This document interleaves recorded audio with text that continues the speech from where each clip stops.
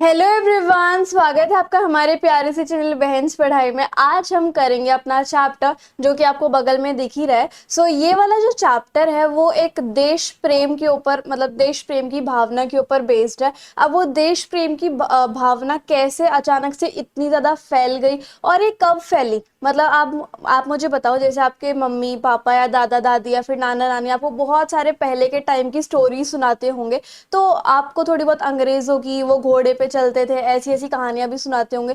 तो उस टाइम पर आपने बहुत सारी भगत सिंह की मूवीज भी देखी होगी, है ना। तो उस टाइम पे वहाँ मतलब इंडिया के लोगों में बहुत ज्यादा ही देश प्रेम की भावना आ गई थी। वो क्यों आई थी? सोचो सोचो, क्यों आई थी?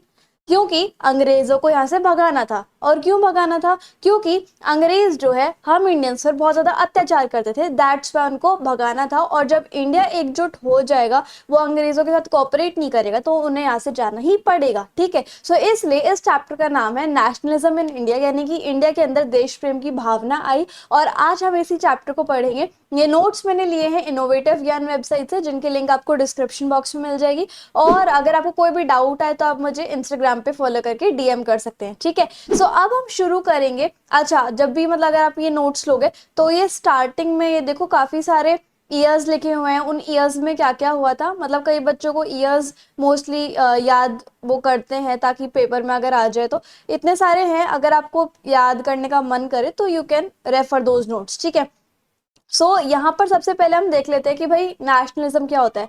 नेशनलिज्म का मतलब होता है देश प्रेम की भावना, कि हम सब एक हैं। ठीक है, वैसे तो जैसे जो लोग सेम हिस्ट्री बैकग्राउंड से, कि मतलब हम सब की हिस्ट्री सेम है, हम सब की हिस्ट्री में अंग्रेज आए हुए हैं, तो मतलब हम सब सेम है। हमारी सेम पॉलिटिकल बैकग्राउंड है, हमारा जो कल्चरल बैकग्राउंड है, वो कल्चर भी हमारा इंडियन में ही आता है। जितने भी इंडिया के कल्चर है वो ही हम सब के हैं। ठीक है, और हमारी कॉमन टेरिटरी है, हम एक ही देश में रहते हैं, तो मतलब हम जो है एक है, सभी के सब स्टेट्स के सभी इंसान एक हैं। ओके, पीपल जो है बेशक हमारे यहाँ पर पूरे इंडिया में अलग अलग लैंग्वेज बोलते हो, क्योंकि इंडिया में अलग अलग स्टेट है तो सब अलग अलग लैंग्वेजेस बोलेंगे, लेकिन फिर भी सब एक दूसरे से बहुत ज्यादा प्यार करते हैं, जिसकी वजह से जो देश है वो एकजुट होके रहता है। ठीक है, अब इंडिया में देश प्रेम की भावना कब से आई और क्यों आई? वैसे तो आपने नेशनलिज्म इन यूरोप वाला भी चैप्टर पढ़ा हुआ है, तो क्यों आई थी यूरोप में नेशनलिज्म की भावना? क्योंकि यूरोप में ना सब कुछ ऐसे हौच पौच हुआ पड़ा था। जैसे इटालियंस है वो यहाँ पर भी है, यहाँ पर भी है, यहाँ पर भी है। जर्मन्स है वो इस जगह भी है, उस जगह भी है, उस जगह भी है। तो ऐसे ना डिसइंटीग्रेट हो रखा था। तो उन लोगों ने डिमांड की कि हमें नेशन स्टेट चाहिए, हमें ऐसी स्टेट चाहिए कि मतलब एक देश जर्मनी बना दो, वहां पर जर्मन बोलने वाले लोग रहेंगे। एक देश फ्रांस बना दो, वहां पर फ्रेंच बोलने वाले लोग रहेंगे। तो इसलिए यूरोप में नेशनलिज्म की भावना आई थी और तब फ्रेंच रेवोल्यूशन वगैरह हुए थे। लेकिन इंडिया और वियतनाम जैसी कंट्रीज में नेशनलिज्म की भावना तब आई थी जब वो अंग्रेजों से बहुत ही ज्यादा परेशान हो गए थे, या फिर अंग्रेजों के अत्याचार से काफी ज्यादा परेशान हो गए थे। So that's where the feeling of nationalism और देश प्रेम अराइजेस। ठीक है, अब हम पढ़ेंगे द फर्स्ट वर्ल्ड वॉर, खिलाफत और non cooperation movement. First world war बताओ कौन से साल में हुआ था? अब इतने बड़े बच्चे हो गए और जीके की बुक्स में भी पढ़ के आए, तो बताओ कब हुआ था? कब हुआ था? 1914 से लेकर 1918 तक, ये याद रखना। फर्स्ट पहला वर्ल्ड वॉर। ओके, तीसरा तो अब ऑलमोस्ट चल ही रहे हैं ना। फर्स्ट वर्ल्ड वॉर जो था वो मैंने आपको बता दिया। अच्छा, इस वर्ल्ड वॉर में बहुत ज्यादा खर्चा हुआ, डिफेंस का खर्चा हुआ। डिफेंस मतलब आर्मीज पे, गोले बारूद पे, मशीनरीज पे, टैंक्स पे, है ना। बहुत ज्यादा खर्चा हुआ। अब ये खर्चा कैसे भुगतान करेंगे?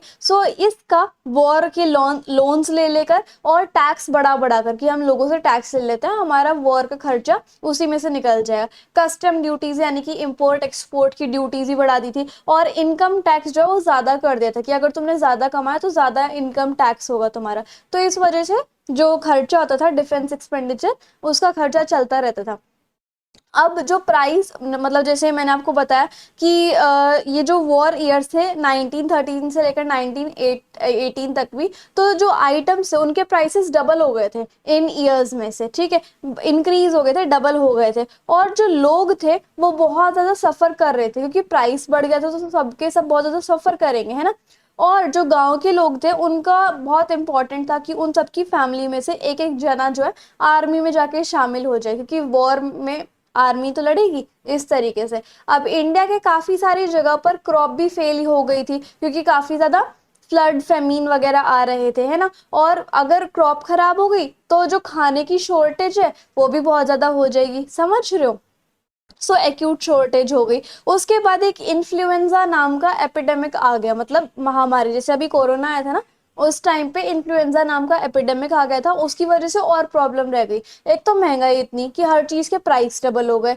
एक इंडिया और ऊपर से वॉर चल रहा था। दूसरा, इंडिया की क्रॉप बर्बाद हो गई, फूड की शॉर्टेज हो गई, और अब बहुत सारी महामारी जैसे इन्फ्लुएंजा है वो भी आ गई। सो 1921 का जो सेंसस हुआ था उसके अकॉर्डिंग इस एपिडेमिक से 12 टू 13 मिलियन लोगों की डेथ हो गई थी। जैसे अभी कोरोना में ही आप देख लो कितने सारे लोगों की डेथ हो गई। सो वैसे ही तब हुई थी, ठीक है।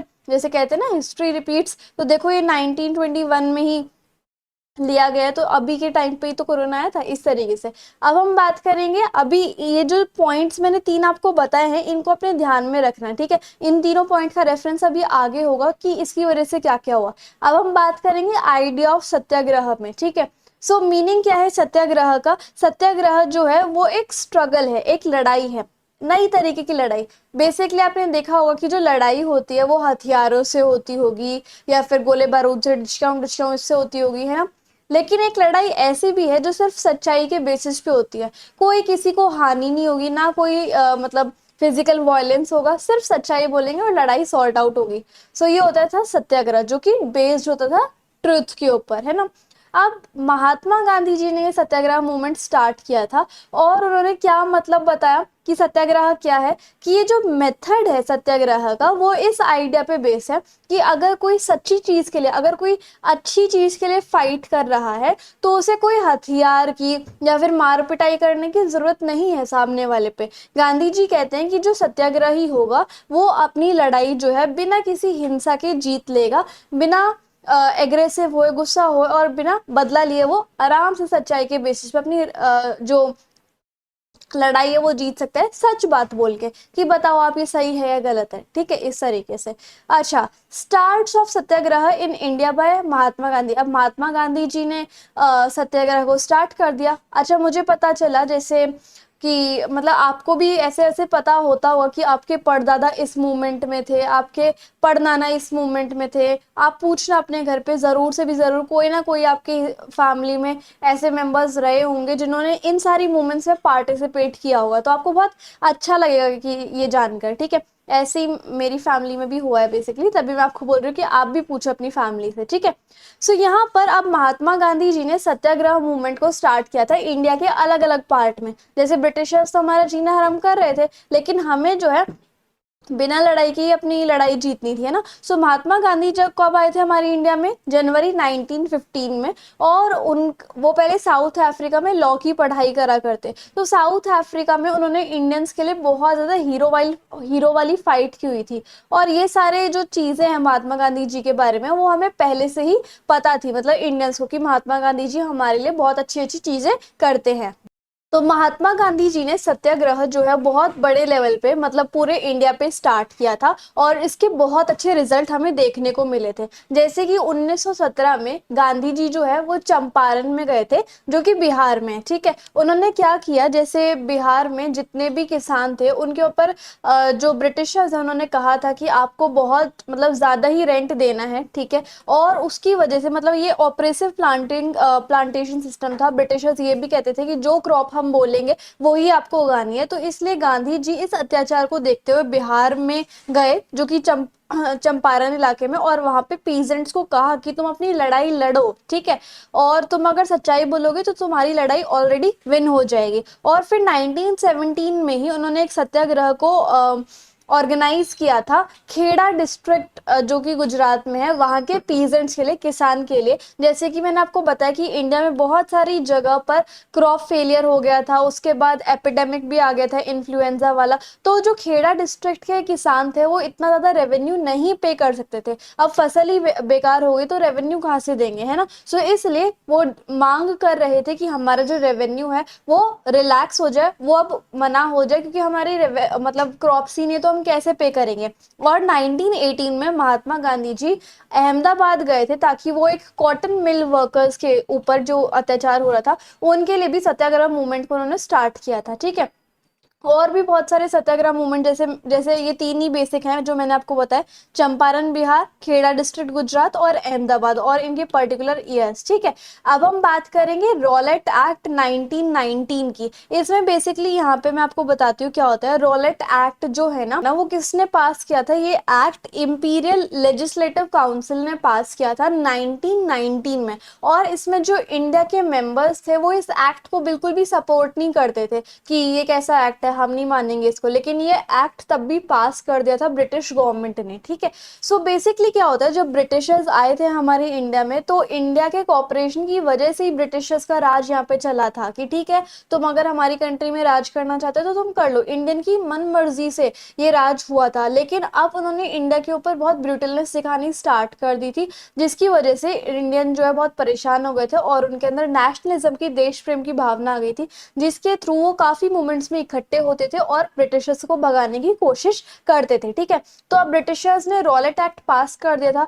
किसने पास किया? इंपीरियल लेजिस्लेटिव कोर्ट ने, काउंसिल ने 1919 में। इंडियन मेंबर्स इस एक्ट को सपोर्ट नहीं करते थे, लेकिन ये तब भी पास हुआ। और इस एक्ट ने ब्रिटिश गवर्नमेंट को इतनी ज्यादा पावर दे दी, जिसकी वजह से वो क्या कर सकते हैं, किसी भी इंसान को या फिर किसी भी पॉलिटिकल मेंबर को जो भी ब्रिटिशर्स के खिलाफ जाने की कोशिश करेगा उसे बिना किसी प्रूफ के मतलब जेल में बंद कर दिया जाएगा, उसके साथ टॉर्चर होगा, और इवन 2 सालों तक कोई इन्वेस्टिगेशन, कोई प्रूफ नहीं होगा, हम तब भी उसको 2 सालों तक जेल में ही रखेंगे। तो ये रॉलेट एक्ट था। तो 6 अप्रैल 1919 को गांधी जी ने एक पूरे इंडिया का सत्याग्रह रखा ताकि वो रॉलेट एक्ट के अगेंस्ट में प्रदर्शन कर सके कि ये बेकार लॉ है, इसको बंद कराओ। ठीक है, अब 6 अप्रैल को एक स्ट्राइक होती है और उस स्ट्राइक में बहुत ज्यादा रिस्पॉन्स देखने को मिलता है। ठीक है, तो उसमें क्या होता है, लोग बहुत सारी सिटीज से, शॉप्स, मतलब सिटीज से निकल निकल के आते हैं, सपोर्ट करते हैं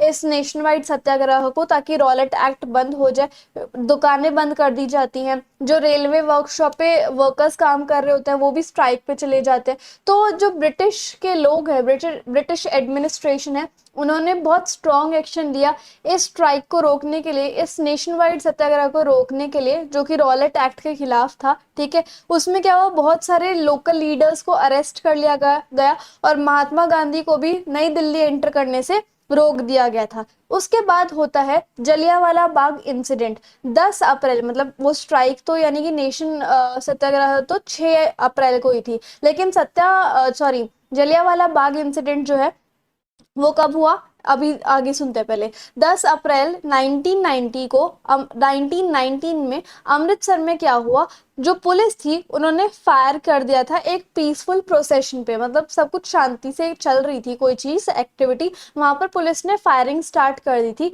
जिसकी वजह से जो कॉमन पीपल है वो गवर्नमेंट बिल्डिंग्स पर अटैक करने लग गए थे। मार्शल लॉ अमृतसर में लगा दिया गया था। मार्शल लॉ क्या होता है, जहां पर मतलब अमृतसर को अब आर्मी कंट्रोल करेगी। ठीक है, उस अमृतसर के इलाके को पूरी आर्मी निगरानी रखेगी। ठीक है, वो होता है मार्शल लॉ। और ये जो मार्शल लॉ था उसके लीडर कौन थे? जनरल डायर, जो ब्रिटिश के थे।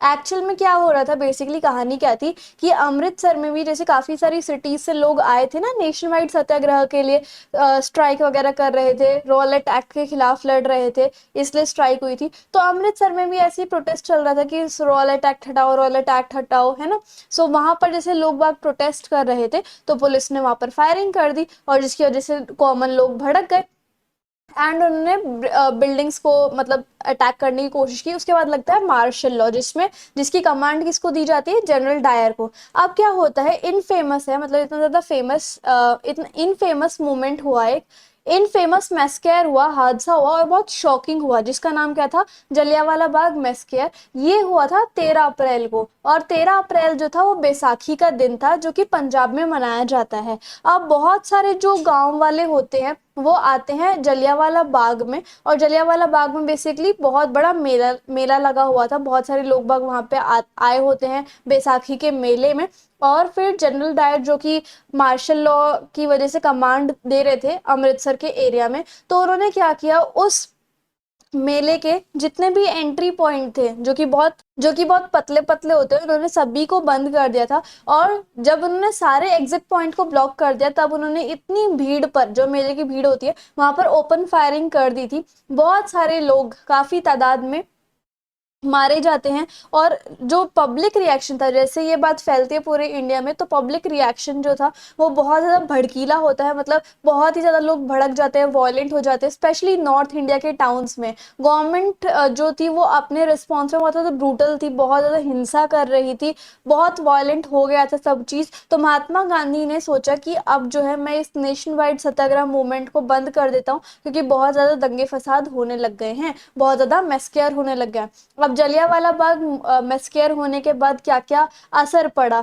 नॉर्थ इंडिया का जो टाउन्स है, बहुत सारे मतलब टाउन्स है, वहां पर बहुत ज्यादा भीड़ इकट्ठी रहने लग गई थी, काफी ज्यादा स्ट्राइक होने लग गए थे, पुलिस के साथ झगड़े होने लग गए थे, गवर्नमेंट बिल्डिंग पर अटैक होने लग गए थे, ब्रिटिश गवर्नमेंट जो थी वो और ज्यादा अत्याचारी होने लग गई थी, लोगों की बेइज्जती की जाती थी, उनको डराया धमकाया जाता था। सत्याग्रही जो थे, जो गांधी जी को मानते थे, उनको बोला जाता था कि तुम जमीन पर अपनी नाक रगड़ो और ऐसे रेंगो, और हम सारे ब्रिटिश जो तुम्हारे साहिब हैं उनको सैल्यूट करो, इस तरीके से उन्हें बोला जाता था। और लोगों को ऐसे, जो छड़ी होती है जिससे उनकी पिटाई होती है, जिसको आप विप बोलते हो, उसके थ्रू उन्हें पनिशमेंट दी जाती थी पंजाब के इलाकों में। और एक और जगह है पंजाब में, गुजरनवाला, वहां पे बॉम्बार्डिंग हुई थी। तो अब जैसे ये सब चीजें हो रही थी जलियांवाला बाग के बाद ही, अब ऐसी इतना ज्यादा वायलेंस फैल गया था, तो महात्मा गांधी जी ने रॉलेट सत्याग्रह मूवमेंट को, जो सत्याग्रह मूवमेंट उन्होंने किया था पूरे देश में रॉलेट एक्ट के खिलाफ, उसको बंद कर दिया कि अब कोई भी इसके खिलाफ प्रदर्शन नहीं करेगा। अब हम बात करेंगे खिलाफत इशू की। अब खिलाफत इशू में क्या हुआ था, मतलब इसमें क्या होता है, महात्मा गांधी जी को एक अपॉर्चुनिटी मिल जाती है, जिससे वो हिंदू और मुस्लिम को एक साथ इकट्ठा ला सकते हैं। क्या होता है, ओटोमन टर्की एक जगह है टर्की में ही बेसिकली, वो बहुत ज्यादा बुरी तरीके से हार गई थी जब वर्ल्ड वॉर 1 हो रहा था, ठीक है। और ऐसी ऐसी अफवाहें भी फैल रही थी कि जो ओटोमन टर्की का एम्परर है, कि जो ओटोमन टर्की के एम्परर थे, है ना, तो वो उनके एम्परर को मतलब बहुत बुरी तरीके से ट्रीट किया जा रहा है बाय द ब्रिटिशर्स। और वही जो एम्परर होते हैं वो इस्लामिक वर्ल्ड के स्पिरिचुअल हेड होते हैं। अब जैसे हर एक धर्म में एक हेड होते हैं, एक स्पिरिचुअल हेड होते हैं, ऐसे ही इस्लामिक वर्ल्ड के जो हेड होते हैं वो ओटोमन के एम्परर थे उस टाइम पे, है ना। सो इस वजह से ये रूमर्स फैल रही थी कि उनके साथ भी बहुत बुरा बुरा कर रहे हैं ब्रिटिशर्स। अब एक खिलाफत कमेटी बनाई जाती है जो कि बॉम्बे में बनती है मार्च 1919 में, ताकि खलीफा को बचाया जा सके। खलीफा is basically the Ottoman emperor, और जो कि एम्परर होते हैं ओटोमन टर्की के, और वो खलीफा या फिर स्पिरिचुअल हेड होते हैं इस्लामिक वर्ल्ड के, ठीक है।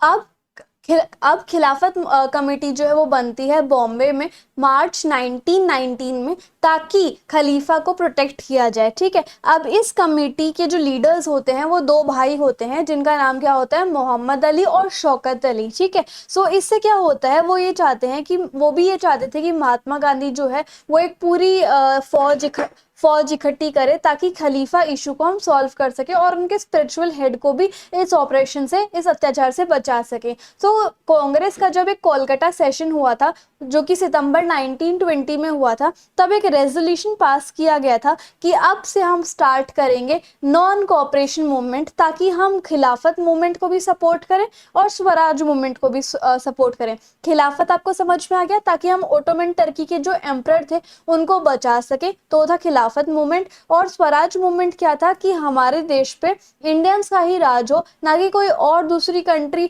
हमारे देश पे राज करेगी, समझ रहे हो। सो इससे क्या हुआ, एक नॉन कोऑपरेशन मूवमेंट स्टार्ट किया गया, ताकि खलीफत को भी सपोर्ट मिले और स्वराज को भी सपोर्ट मिले, ठीक है। अब महात्मा गांधी जी ने खिलाफत इशू क्यों लिया, ठीक है, ये बात होती है। सो महात्मा गांधी जी एक ऑल इंडिया मूवमेंट करना चाहते थे। बेसिकली रॉलेट एक्ट तो फेल हो गया था, रॉलेट एक्ट का सत्याग्रह मूवमेंट तो फेल हो गया था, लेकिन अब वो ऑल इंडिया मूवमेंट करना चाहते थे। तो क्या हुआ था, कोई भी ऑल इंडिया मूवमेंट अगर वो करते महात्मा गांधी जी, तो हिंदू मुस्लिम को अगर दोनों साथ आएंगे तब भी हो पाएगा वो मूवमेंट, है ना। अगर सिर्फ एक ही पार्टी आती तो नहीं हो पाता है, इसलिए उन्होंने खिलाफत इशू भी लिया, साथ के साथ स्वराज इशू भी लिया। दोनों को सॉल्व करने के लिए उन्होंने नॉन कॉपरेशन मूवमेंट बनाया। और इससे क्या होगा, अगर खिलाफत इशू भी उन्होंने लिया तो हिंदू मुस्लिम दोनों मिलके और पूरे इंडिया में मूवमेंट हो जाएगा। अब हम बात करेंगे हिंद स्वराज क्या थी। बेसिकली महात्मा गांधी जी ने एक बहुत फेमस किताब लिखी थी अपनी, जो कि नॉन कोऑपरेशन मूवमेंट के ऊपर थी, और British non cooperation movement of British rule India. अब नॉन कोऑपरेशन मूवमेंट क्या था, जो उन्होंने अपनी हिंद स्वराज बुक जो कि 1909 में उन्होंने लिखी थी, तो महात्मा गांधी जी ने डिक्लेयर किया कि ब्रिटिश रूल इंडिया में इसलिए इस्टेब्लिश हो पाया क्योंकि इंडिया ने ब्रिटिशर्स के साथ कोऑपरेट किया, और इसलिए ब्रिटिश रूल सरवाइव कर पा रहा है क्योंकि इंडियंस कोऑपरेट कर रहे हैं ब्रिटिशर्स के साथ।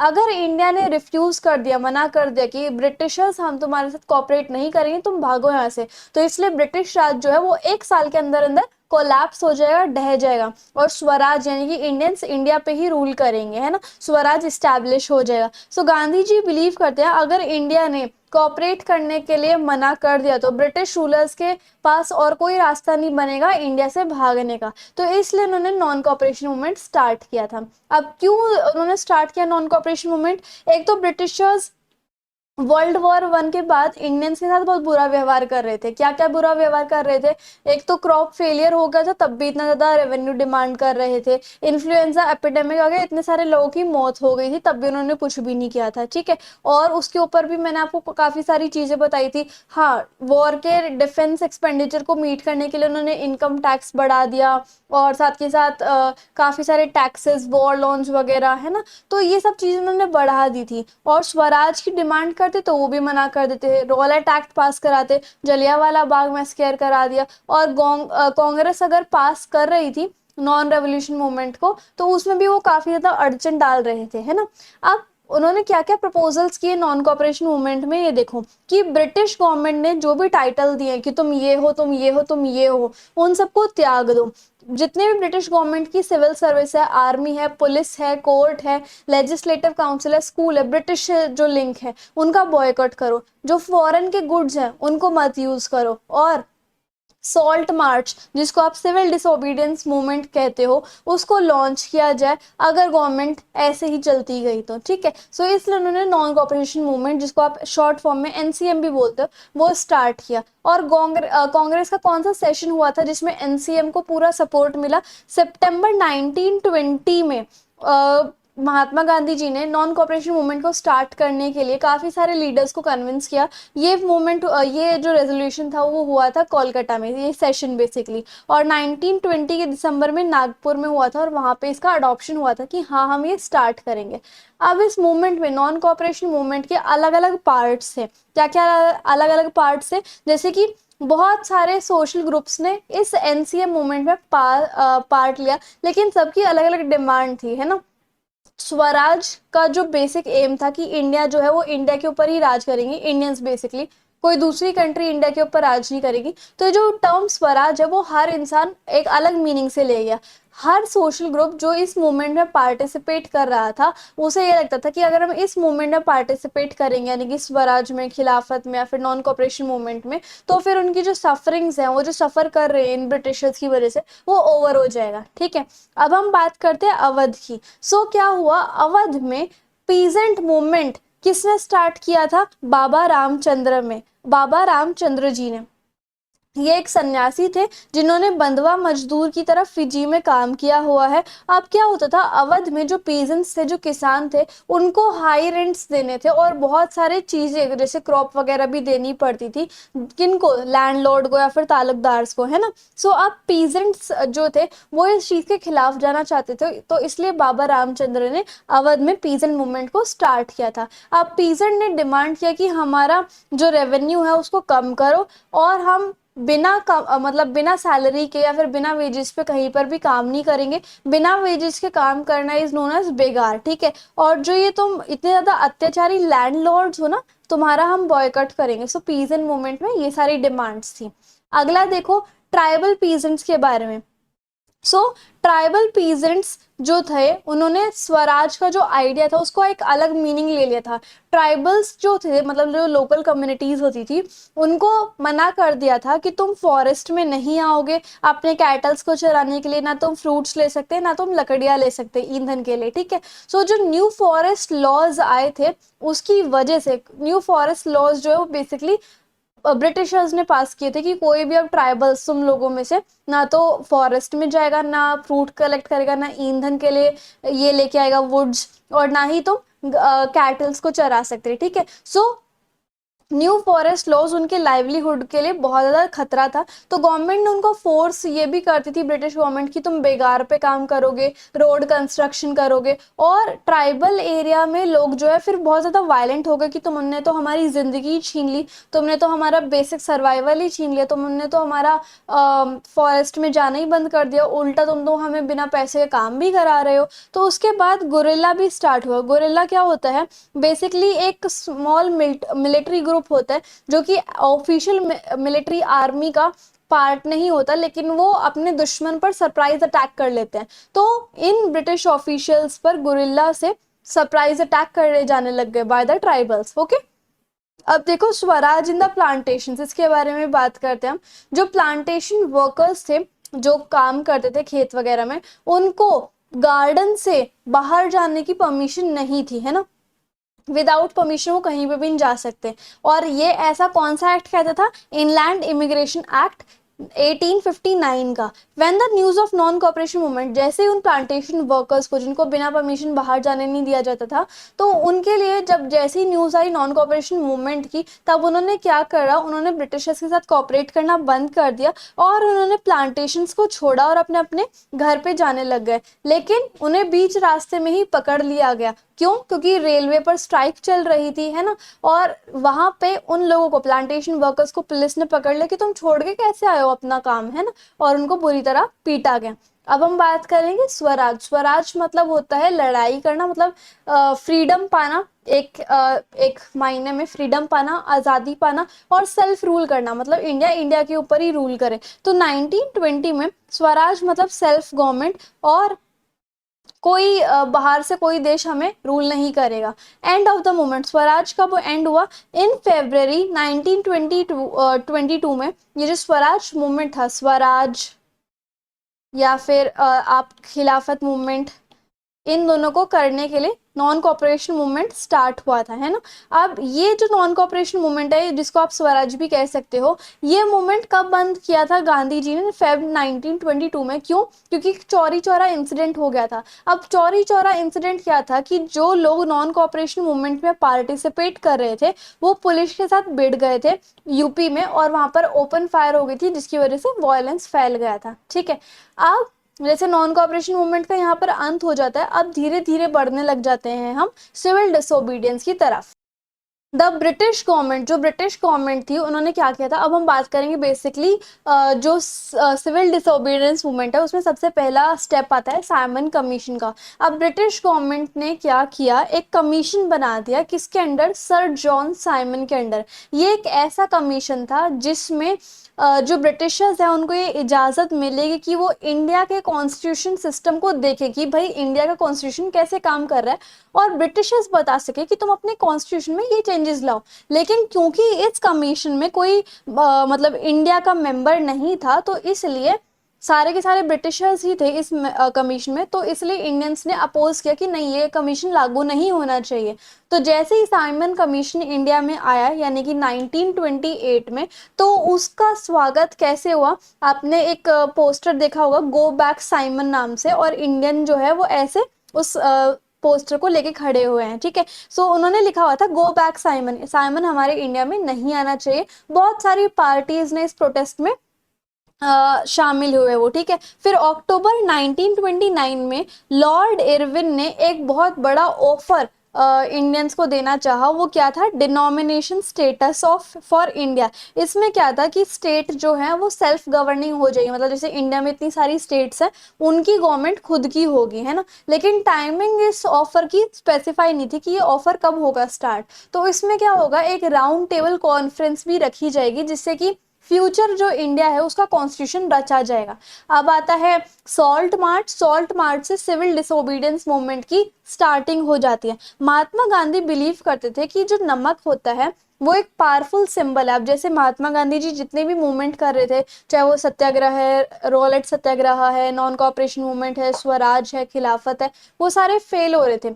फिर महात्मा गांधी जी ने सोचा कि अब क्या करूं, तो उन्होंने देखा कि जो नमक है वो एक पावरफुल सिंबल है पूरे देश को इकट्ठा करने का। उन्होंने देखा मतलब जैसे उन्होंने प्रपोज किया प्लान, तो ब्रिटिशर्स और बहुत सारे लोग जो उनकी हंसी उड़ा रहे थे कि नमक का क्या करेगा, है ना, इस तरीके से। तो उन्होंने क्या किया, जैसे ब्रिटिशर्स ने क्या किया हुआ था, जो नमक है उसके ऊपर मोनोपोली बनाई हुई थी कि नमक के ऊपर तो सिर्फ ब्रिटिशर्स का हक है ना, वो जैसे मर्जी चाहे कितने भी टैक्स वैक्स उसके ऊपर लगा सकते हैं। तो ऐसे ही ब्रिटिशर्स ने मोनोपोली बना के सॉल्ट के ऊपर और सॉल्ट टैक्स रख दिए थे। अब गांधी जी ने वाइसरॉय इरविन को एक लेटर लिखा था जिसमें उन्होंने कहा था कि या तो तुम हमारी डिमांड्स को पूरा करो जैसे स्वराज की, इस तरीके से, नहीं तो फिर हम ये सॉल्ट मार्च करेंगे। तो अब उन्होंने बात मानी नहीं वाइसरॉय इरविन ने। तो जिसको आप दांडी मार मतलब जो सॉल्ट मार्च है या फिर जिसको आप दांडी मार्च भी बोल सकते हो, वो गांधी जी ने स्टार्ट किया 12 मार्च 1930 को। 78 वॉलंटियर्स ने गांधी जी का साथ दिया। उन्हें इस मूवमेंट में क्या करना था, 24 दिन उन्हें चलना था और 24 दिन में उन्हें 240 माइल्स जो है कवर करना था, इतना डिस्टेंस साबरमती से लेकर दांडी तक। और इस रास्ते में, इस मूवमेंट में उन्होंने बहुत सारे लोगों का भी साथ मिला। जैसे जैसे वो रास्ते से गुजर रहे थे बहुत सारे लोगों ने उन्हें ज्वाइन किया। फिर 6 अप्रैल 1930 में गांधी जी ने क्या किया, एक मुट्ठी भर नमक निकाला समुद्र में से और वहां से सॉल्ट लॉ को एंड वहां से उन्होंने जो मैन्युफैक्चरिंग का लॉ है कि इस पे तो सिर्फ ब्रिटिशर्स का हक है, ब्रिटिशर्स ही सॉल्ट बना के देगा पूरे इंडियंस को, उन्होंने वो ब्रेक कर दिया वो लॉ, है ना। तो इससे क्या हुआ, सॉल्ट मार्च से स्टार्ट हुआ सिविल डिसोबीडियंस मूवमेंट। बहुत सारे थाउजेंड्स ऑफ लोग ने कंट्री के अलग अलग पार्ट में सॉल्ट लॉ को ब्रेक किया कि सिर्फ इसके ऊपर ब्रिटिशर्स का हक नहीं है, इसके ऊपर हमारा हक है, हम भी मैन्युफैक्चर कर सकते हैं सॉल्ट को, है ना। सो लोगों ने गवर्नमेंट के सामने ही सॉल्ट फैक्ट्रीज को डेमोन्स्ट्रेट किया, फॉरेन क्लोथ्स को बॉयकॉट किया। पीजेंट्स ने रिफ्यूज किया कि हम जो है तुम्हारी बात नहीं मानेंगे। और ट्राइबल लोगों ने भी फॉरेस्ट लॉज को वायलेट किया कि हम तो जाएंगे फॉरेस्ट में, इस तरीके से। सॉल्ट लॉ में क्या होता है बेसिकली, जो हमारा नमक होता है वो अमीर भी खाता है और गरीब भी खाता है, और ये हमारे खाने का एक बहुत इंपॉर्टेंट पार्ट है पूरे वर्ल्ड में। अब ब्रिटिश गवर्नमेंट ने मोनोपोली बनाई हुई थी सॉल्ट की प्रोडक्शन पे इंडिया में, और अब ब्रिटिश गवर्नमेंट बना रही थी तो सॉल्ट टैक्स भी लगा रही थी, जिसकी वजह से अमीर और गरीब दोनों के मतलब दिमाग ठिनक गया कि ये इतना बुरा काम कैसे कर सकते हैं, है ना। सो गांधी जी ने सोचा कि ब्रिटिश गवर्नमेंट को हराने का यही एक तरीका है कि वो सॉल्ट लॉ को ब्रेक करेंगे और पूरे देश को इकट्ठा करेंगे। अब उसके बाद क्या होता है, गांधी इरविन पैक्ट होता है। पैक्ट मतलब एक एग्रीमेंट होता है। तो जब ब्रिटिश गवर्नमेंट ने देखा कि अच्छा सिविल डिसोबीडियंस मूवमेंट स्टार्ट कर दिया, सॉल्ट लॉ कराए ये लोग, सॉल्ट लॉ कराए, ठीक है। सो उन्होंने बहुत ब्रूटल तरीके से लोगों को बहुत बुरी तरीके से सताना शुरू कर दिया। तो महात्मा गांधी ने इस मूवमेंट को भी त्याग दिया, है ना। सो अब वो एक एग्रीमेंट में आते हैं लॉर्ड इरविन के साथ 5 मार्च 1931 को। इसमें क्या होता है, गांधी जी को पार्टिसिपेट करना होता है राउंड टेबल कॉन्फ्रेंस में लंदन में। जो वाइसरॉय इरविन ने ऊपर वाला बताया था कि हम सेल्फ गवर्निंग स्टेट्स में देंगे और एक राउंड टेबल कॉन्फ्रेंस भी होगी जिससे कि इंडिया का फ्यूचर कॉन्स्टिट्यूशन डिसाइड होगा, उसमें तुम्हें पार्टिसिपेट करना, पर उन्होंने टाइम नहीं बताया था। सो अब जो है गांधी इरविन एग्रीमेंट होने जा रहा था। अब इस मूवमेंट में यानी कि सिविल डिसोबीडियंस मूवमेंट में किस किस ने पार्टिसिपेट किया था, रिच पीजेंट ने, ताकि मतलब जो अमीर किसान थे ताकि उन्हें हाई रेवेन्यू ना देना पड़े। पुअर पीजेंट ने, बिजनेस क्लास में पुअर पीजेंट ने क्योंकि उन्हें हाई रेंट और हाई रेवेन्यू देना पड़ रहा था। बिजनेस क्लास जो कि कॉलोनियल बिजनेस पॉलिसीज, ब्रिटिशर्स की जो बिजनेस की पॉलिसी थी वो बहुत रिजिड थी, इसलिए बिजनेस क्लास वालों ने इसलिए प्रोटेस्ट किया था, इसलिए वो शामिल हुए थे सिविल डिसोबीडियंस मूवमेंट में। और वुमेन क्यों शामिल हुई थी इस मूवमेंट में, क्योंकि गांधी जी ने बुलाया था। और वर्कर्स भी बहुत सारी जगह से इस मूवमेंट में पार्टिसिपेट कर रहे थे। अब ब्रिटिश गवर्नमेंट ने इस मूवमेंट को देख के क्या क्या रिएक्शन करे, कांग्रेस लीडर को एक एक तरीके से अरेस्ट करना शुरू कर दिया और ब्रूटल रिप्रेशन करने लग गए, मतलब मार पिटाई करने लग गए। सत्याग्रही के ऊपर अटैक किया गया, वुमेन्स को और बच्चों को मारा गया, 1 लाख से भी ज्यादा अरेस्ट कर डाले। अब फीचर्स क्या थे सिविल डिसोबीडियंस मूवमेंट के, इसको आप सॉल्ट मार्च कह सकते हो कि सॉल्ट मार्च की स्टार्टिंग हुई थी। सॉल्ट मार्च को ब्रोक किया गया था, फॉरेन क्लोथ्स को मना किया गया था, शराब की दुकानें बंद की गई थी, और पीजेंट्स ने मना कर दिया था कि हम टैक्स नहीं देंगे, है ना। अब सिविल डिसोबीडियंस मूवमेंट और नॉन कॉपरेशन मूवमेंट कैसे अलग थे, है ना। सो क्या होता था, नॉन कॉपरेशन मूवमेंट में तो ब्रिटिशर्स के साथ कॉपरेट करना मना था, लेकिन अब जो सिविल डिसोबीडियंस मूवमेंट था इसमें यह था कि हम एक तो ब्रिटिशर्स के साथ कोऑपरेट करेंगे ही नहीं करेंगे, साथ ही साथ हम उनके लॉज को भी नहीं मानेंगे। तो ये दोनों चीज सिविल डिसोबीडियंस मूवमेंट में थी।